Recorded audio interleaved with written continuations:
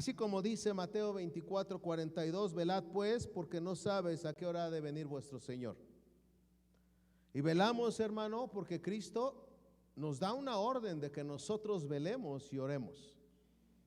Segundo, hermano, nosotros velamos, hermano, porque el enemigo siempre busca ocasión de que nosotros seamos tentados y que caigamos en su camino. Dice el apóstol Pedro en primera de Pedro 5:8, este no es mi tema, hermano, pero creí necesario decirte. Sed sobrios y velad, porque vuestro adversario el diablo, como león rugiente, anda alrededor buscando a quien devorar. Así que, hermano, velar es mantenernos alerta en la fe, sin dar lugar al enemigo con distracciones, desánimo o pecado. Estamos despiertos y estamos buscando que el Señor traiga una dirección nueva, hermano, que bendiga, alimente nuestra vida y nos haga crecer en su presencia. También, hermano, lo hacemos porque dice Mateo 26:41, velad y orad para que no entremos en tentación. El espíritu a la verdad está dispuesto, pero la carne es débil. Y velar, hermano, nos enseña a estar unidos. Jesús enseñó acerca de la vigilancia espiritual y cómo ésta se fortalece en la oración constante que tenemos unos con otros. Cuarto, hermano, primera de Tesalonicenses 5:6 nos dice, así que no durmamos como los demás, sino velemos y seamos sobrios.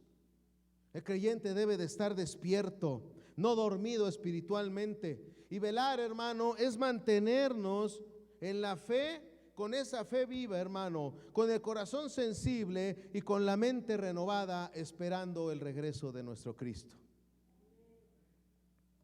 Así, hermano, que el que vela demuestra que tiene un amor y una fidelidad a su Señor.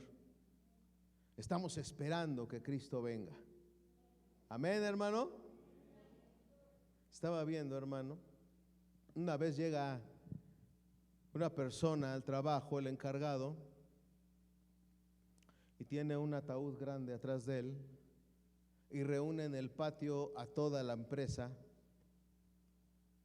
y les dice, quiero decirles que ha muerto el que les impedía crecer, el que les impedía prosperar. Aquí está atrás de mí. Ha muerto aquel que era un estorbo para que ustedes crecieran. Así que pónganse de fila, hagan una fila y pasen para que vean quién es y se despidan de él. Y todos estaban, bueno, ¿quién es? ¿Quién es? Y volteaban para todos lados, pues es que no falta nadie. Y pasaban, hermano, empezaron a pasar y bajaban, hermano, de donde estaba el ataúd, y todos callados. ¿Qué vieron, hermano, ahí en la caja? Era un espejo que reflejaba su propio rostro. Y es que, hermano, nosotros muchas veces no crecemos, pero es por nuestra propia condición en la que nos encontramos. A veces no avanzamos delante del camino del Señor porque nosotros somos nuestro propio estorbo y nosotros impedimos a nosotros mismos que nosotros nos desarrollemos en lo que hacemos, hermano, y sobre todo en el camino del Señor. Nosotros, hermano, somos el más grande estorbo para nuestra vida. Y acabamos de leer, hermano, allí en Apocalipsis capítulo 22. ¿Has leído Apocalipsis? Voy a dar un poco del contexto del libro de Apocalipsis. Hace una advertencia a las iglesias, a las 7 iglesias. Él da ciertas recomendaciones a las iglesias. Algunos han perdido su primer amor, otros el Señor les dijo que si no se ponen vivos, iba a quitar el candelero de ese lugar, que es su presencia. Después, hermano, en una explicación amplia, el libro de Apocalipsis empieza a hablar acerca de las plagas, acerca de los jinetes, acerca del falso profeta, acerca de los falsos cristos, acerca, hermano, de todo lo que iba a acontecer, y llega al capítulo 22.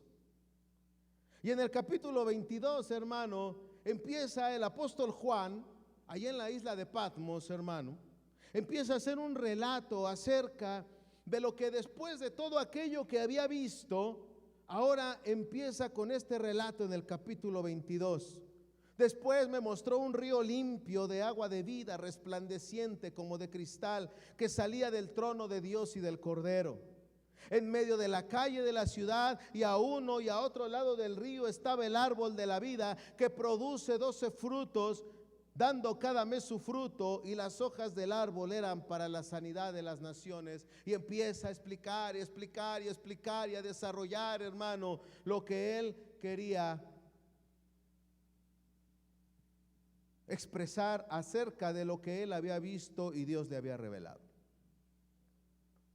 Y cuando nosotros leemos frases como, por ejemplo, acabemos con la injusticia, acabemos con el tráfico de personas, acabemos con el racismo, en pancartas de protesta o en publicaciones en redes sociales, hermano, viene a la mente un par de pensamientos. El primero es: ¿sí quiero que el mundo sea libre de estas injusticias? El segundo pensamiento hasta resulta irónico, hermano. Estos gritos exigen demasiado y muy poco al mismo tiempo. Piden demasiado porque la humanidad que vive en pecado nunca erradicará por completo el pecado de su propia vida. Y piden muy poco porque cuando Cristo regrese, Él sí acabará con la injusticia, la trata de personas, el racismo, pero no se detendrá ahí, hermano. También acabará con todo el sufrimiento, el mal y uno de los mayores enemigos de la humanidad, al que llevan festejándole toda la semana: la muerte. El último enemigo a vencer que dice Apocalipsis, que es la muerte. Enemigo de Dios, hermano. Así que entonces, hermano, en las Escrituras encontramos un clamor mucho más adecuado para el pueblo de Dios. Como dice el versículo 20 del capítulo 22, el que da testimonio de estas cosas dice: ciertamente vengo en breve. Y dice el apóstol Juan: amén, sí, ven Señor Jesús.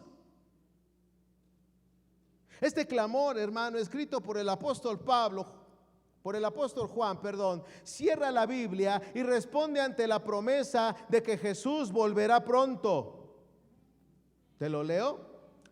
Apocalipsis capítulo 22 versículo 7: he aquí vengo pronto, bienaventurado el que guarda las palabras de la profecía de este libro.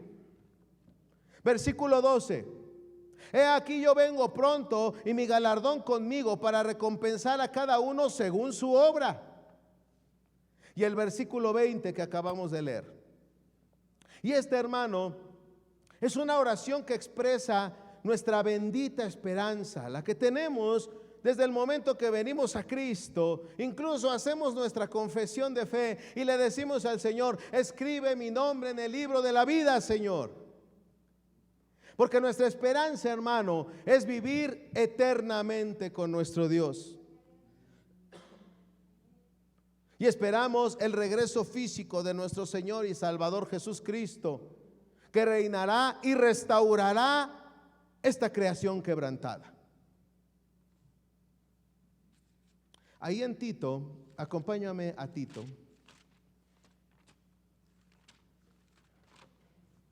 Tito capítulo 2 versículo 13.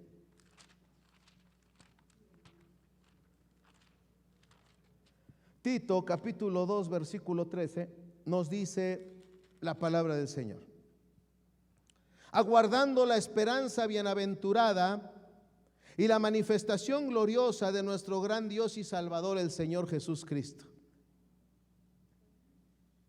Él vendrá, hermano, y entonces reinará y restaurará esta creación, hermano, que ha estado quebrantada.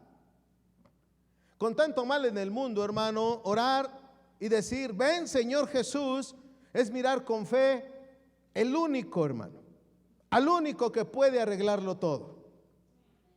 Y es que esta expresión del apóstol Juan, hermano, en Apocalipsis 22:20, es una de las frases más profundas y cargadas de esperanza de toda la Biblia. Por eso, hermano, es que me pareció importante que nosotros desglosáramos lo que dice este texto y espiritualmente podamos entender qué podemos extraer acerca de este mensaje que nos da el apóstol Juan. Y es que la expresión "ven Señor Jesús" resume el corazón del evangelio, hermano.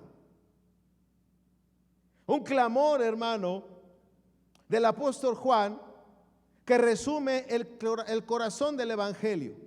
¿Por qué, hermano? Porque Cristo vino, Cristo viene y Cristo vendrá, hermano.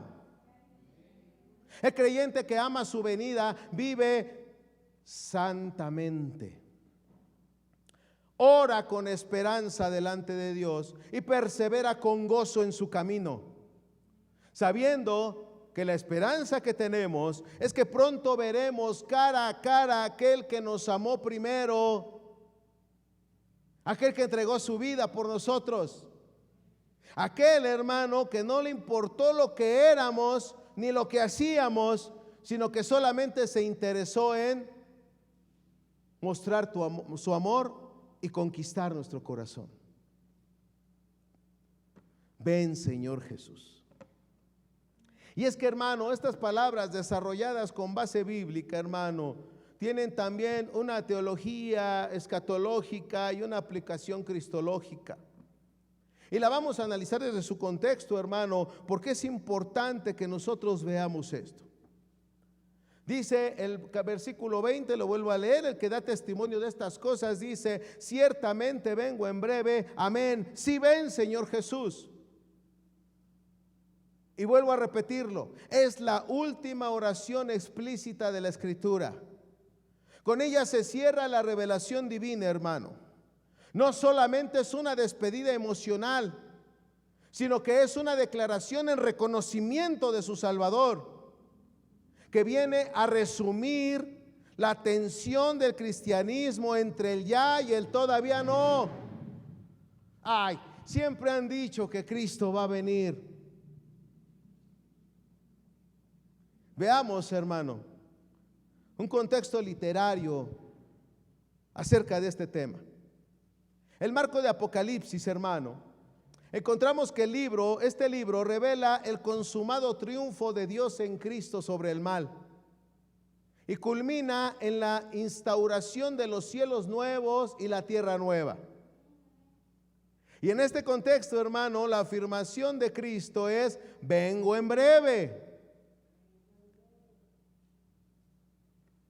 Y es, hermano, la última de una serie de promesas de inminencia. Ya lo leímos. Apocalipsis 22:7, Apocalipsis 22:12 y Apocalipsis 20. La respuesta de Juan es: ven, Señor Jesús, y constituye, hermano, la respuesta del pueblo, la respuesta del creyente frente a una promesa divina. No es como cuando tú te encuentras a alguien en la calle y le dices: pues sí, ven a mi casa. No, hermano, no es de esa manera en la que estamos tratando de que quede explicado esta parte del texto que estamos estudiando. Y es que, hermano, en el griego el clamor se expresa de una forma imperativa que implica urgencia, pero que además implica un deseo del creyente. ¿Quién quiere que Cristo venga, hermano? Amén. ¿Ya pensaste en tu esposo? ¿En tus hijos? ¿Ya pensaste en tus nietos? ¿Ya pensaste en tu pareja? Para contestar firmemente amén, porque a uno le duele en su humanidad saber que se va a separar de la gente que ama. ¿Ya has pensado en ello, hermano? Porque según el texto, hermano, este clamor expresa una forma imperativa que implica urgencia y deseo. Así lo expresa el apóstol Juan. La expresión también afirma, hermano, una cristología exaltada. Juan se dirige a Jesús con el título Señor, Curios. El mismo que en el Antiguo Testamento se reservaba para Adonai. De esta manera, hermano, el apóstol equipara a Cristo resucitado con el Dios soberano que reina y viene a juzgar. ¿Por qué? Porque es el mismo Dios. Y aquí es expresada, hermano, también la parusia de Cristo, es decir, su segunda venida visible y gloriosa. Así que la Biblia, hermano, une la historia de la redención en una sola línea. ¿Cómo lo hace? Primero, hermano, en su encarnación. Cristo vino en humildad. Y en consumación, Cristo viene en gloria, hermano. Vino en humildad y vendrá en gloria y poder, hermano. Es una súplica dirigida al mismo Dios hecho hombre. Ya cuando nosotros, hermano, entramos a esa dimensión del Espíritu Santo y la iglesia, Apocalipsis 22, 17 dice, y el Espíritu y la esposa dicen, ven, ven, Señor Jesús. ¿El Espíritu? Sí, el mismo Dios, el que está dentro de nosotros. ¿Y la esposa quién? Tú y yo, hermano. Tú y yo. Tú y yo debemos de tener este clamor y esta intención, esta búsqueda, esta esperanza que suceda pronto de que el Señor venga por nosotros. Antes de la oración de Juan, el Espíritu Santo y la iglesia, la esposa, ya claman juntamente por la venida de su Señor. Esto demuestra, hermano, que la oración final no es individual, sino es de un conjunto de iglesia. Oye, hermano, ahora sí está dura la palabra del Señor.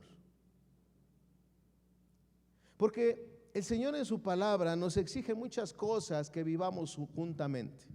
¿Cómo? Que nos amemos, que vivamos en comunión, en unidad, que nos respetemos, que nos veamos como hermanos, que tengamos un mismo objetivo y vivamos en un mismo parecer. Y ahora nos dice que debemos de tener todos, hermano, el mismo deseo de que Él ya venga por nosotros.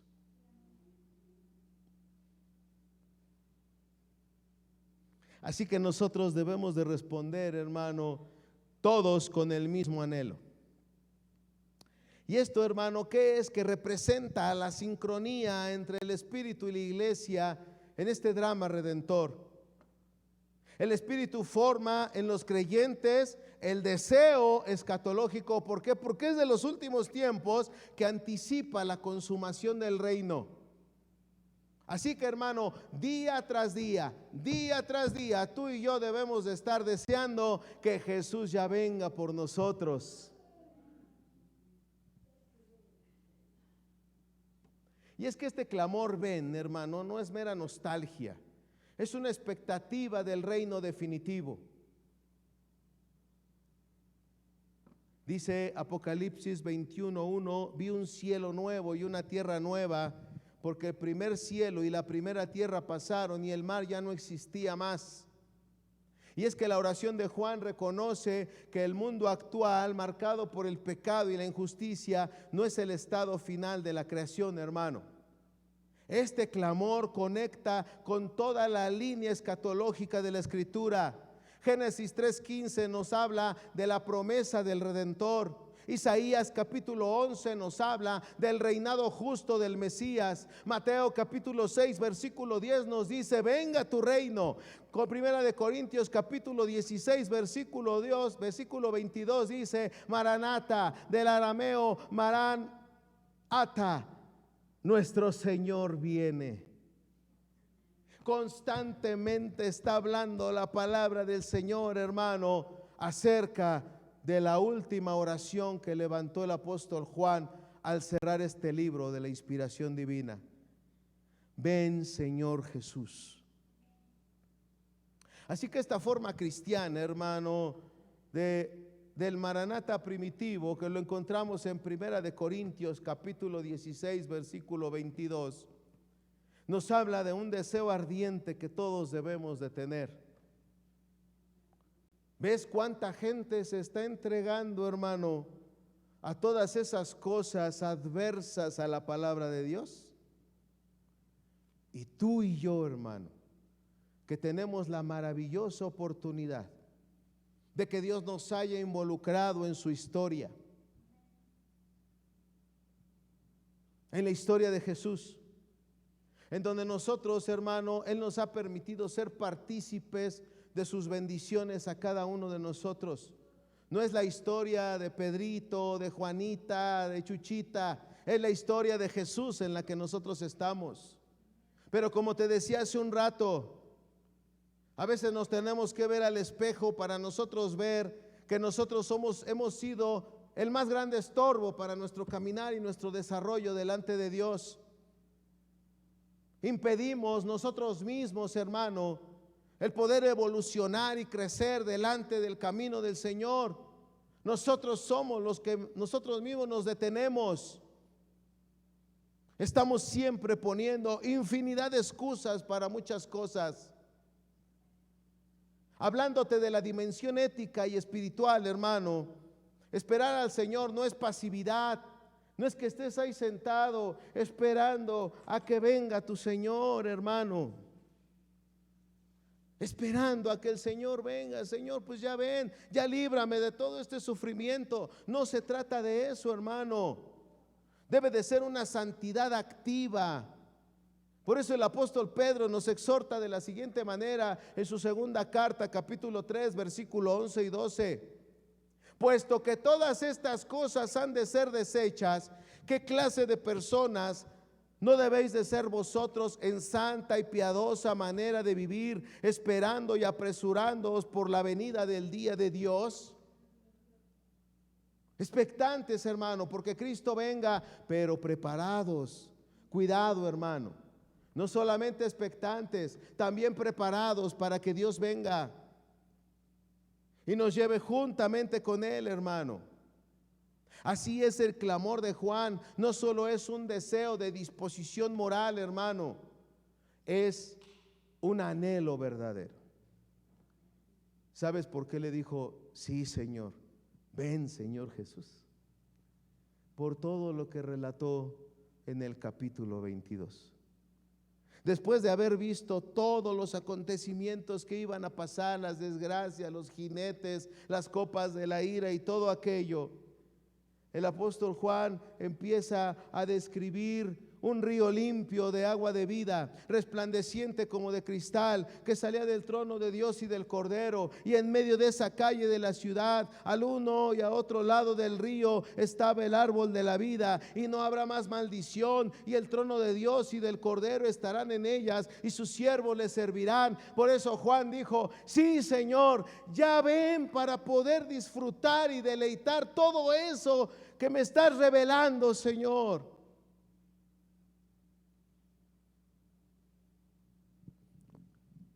Pero el cristiano se conforma con lo que vive aquí.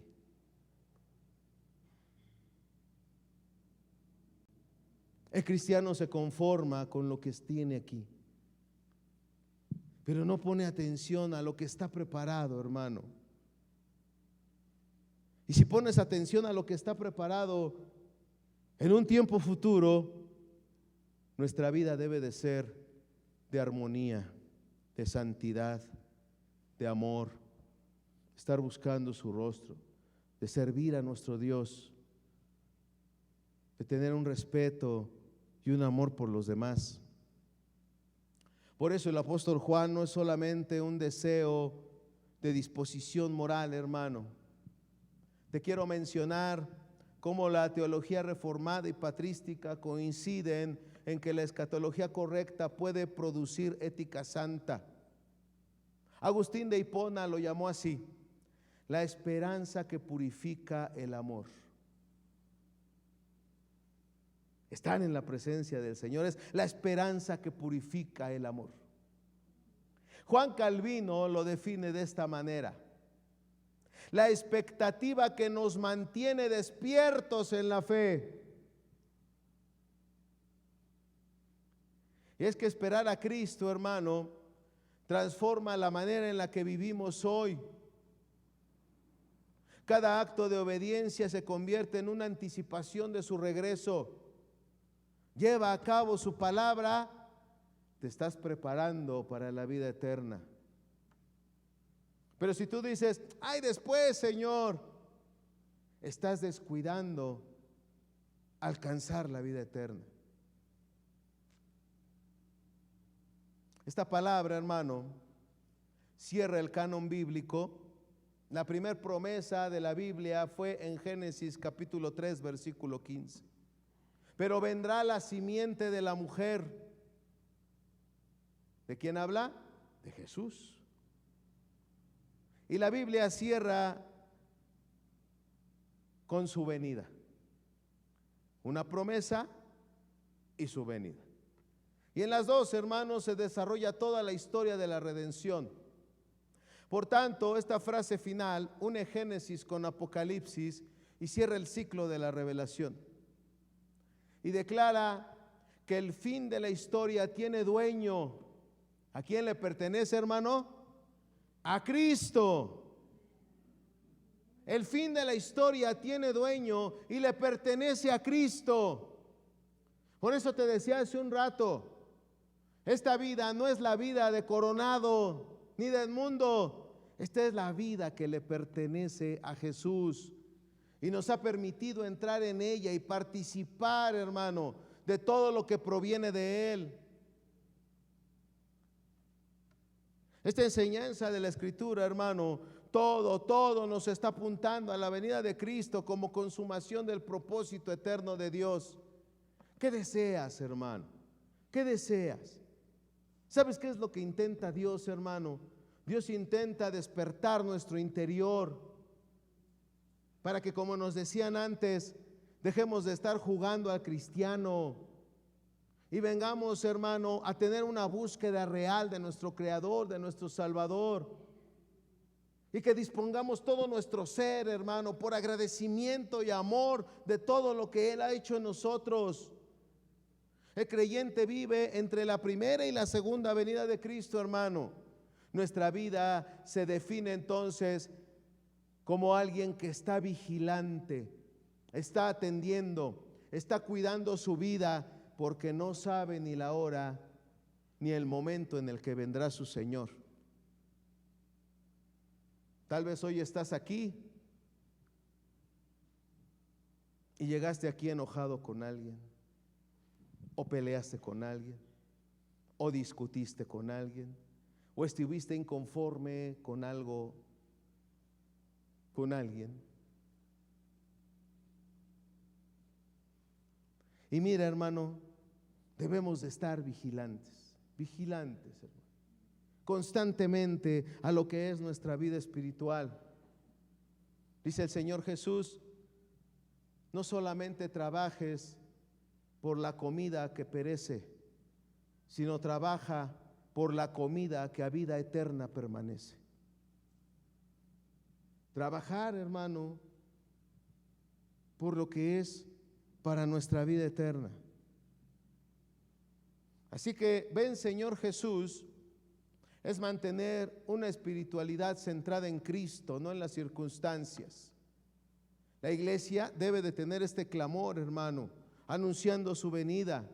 Es decir, hermano, que tiene que tener una labor, como dijo hace rato la palabra profética, como aquellas 10 vírgenes, 5 preparadas y 5 que no estaban atentas a la venida del Señor. Así que, ven, Señor Jesús, hermano, es más que una despedida del apóstol Juan. Es el eco eterno del corazón de la iglesia movida por su espíritu. Y debemos entonces de tener una vida piadosa que glorifique a nuestro Señor Jesucristo.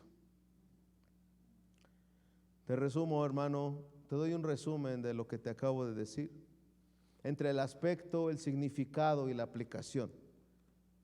Hay una esperanza para el cristiano. ¿Cuál es esa esperanza? Cristo volverá como prometió. Pero ¿cuál es la aplicación? Vivir con expectativa y vivir con fe delante de Dios. Hay otro aspecto que es comunión. ¿Cuál es el significado? El deseo de su presencia. Y la aplicación, buscar intimidad con nuestro Cristo. ¿Cuánto oras, hermano? ¿Cuánto buscas en la Biblia? El aspecto, la victoria. Confianza en un triunfo final delante de Dios. En la aplicación, no debemos de tener miedo al futuro, hermano. Dios tiene todo conectado en sus manos. En el aspecto, la iglesia. El significado, el clamor colectivo del pueblo de Dios. Y la aplicación, participar activamente en la misión. Tú estás dentro de la misión. Tú y yo estamos dentro de la misión de Cristo. Por último, el aspecto, que es el amor, que es la expresión de devoción personal. ¿Y cuál es la aplicación?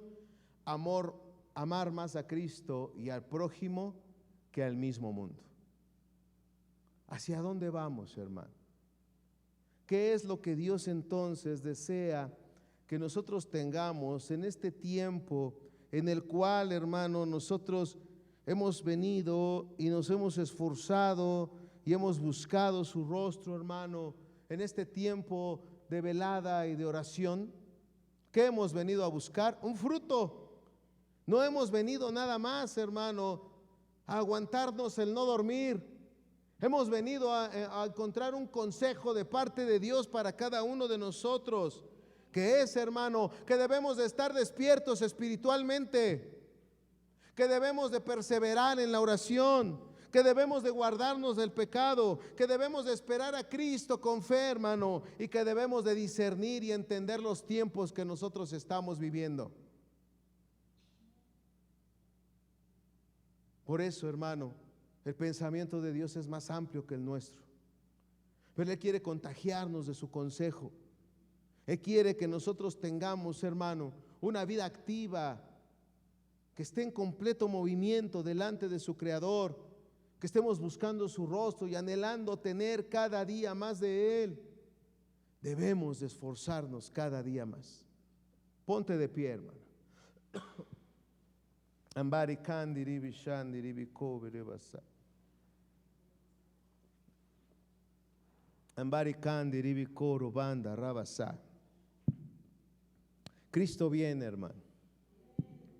Cristo viene. Cristo viene, hermano. Cristo viene, hermano.